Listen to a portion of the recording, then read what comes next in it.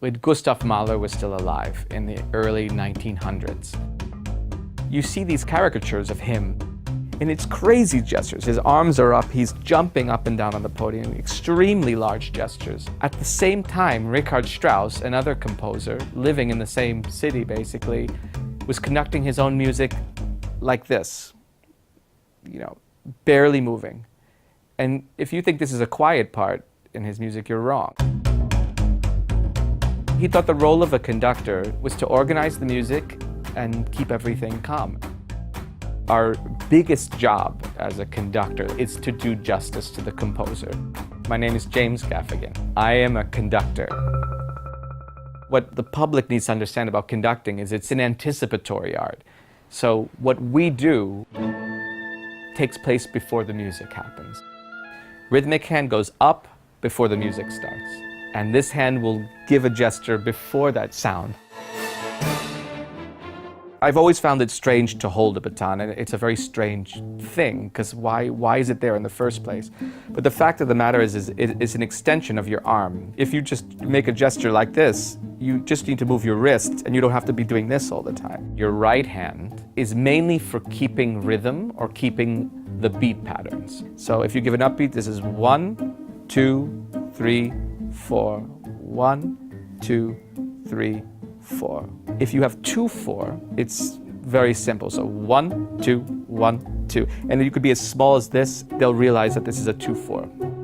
The left hand has a much more complex, strange role in our physical world, and it's freer to do things that are out of the ordinary.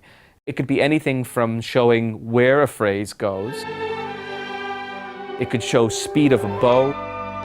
String players are very physical in the sense that they react to what they see. If you have your left hand open, and if you have your right hand slightly open, and you're holding the sound, like as if you'd hold a baby, they'll play that way. If you conduct like this, they're going to play like this. Percussion needs clarity from a conductor. They need to know where to hit something. And the bass drum could play only one note in an hour-long symphony, but that note is very important. The worst thing you could do to a brass player before he or she plays is this.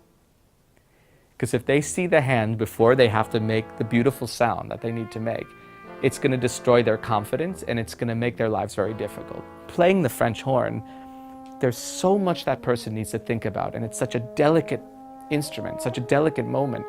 The more pressure you put on them, the worse it gets. Leonard Bernstein was one of the greatest musicians who had ever lived, not just as a conductor, but as a pianist and as a composer. He was able to educate not just adults, but children. Of course, when you watch him, he's always dancing, and he can't help moving around the podium, and his rhythm is contagious. Karajan believed in beautiful sound, upholstered sound, luxurious sound. So if you hear some of the great recordings of Karajan, it's not always together at these crucial moments, but there's a beauty of sound always, from beginning to end. I mean, he had his eyes closed half the time, and he was just holding this precious thing all the time and crouched over. Carlos Kleiber was all, he was holding a magic wand. He was fantasy. Pure fantasy. He would make beautiful storylines to pieces that didn't have storylines. So he was all about this gesture and these beautiful sweeping gestures.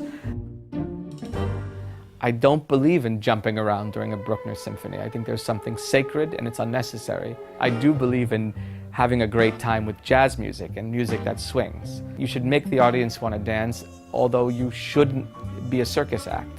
I think people should focus on the music and not the conductor.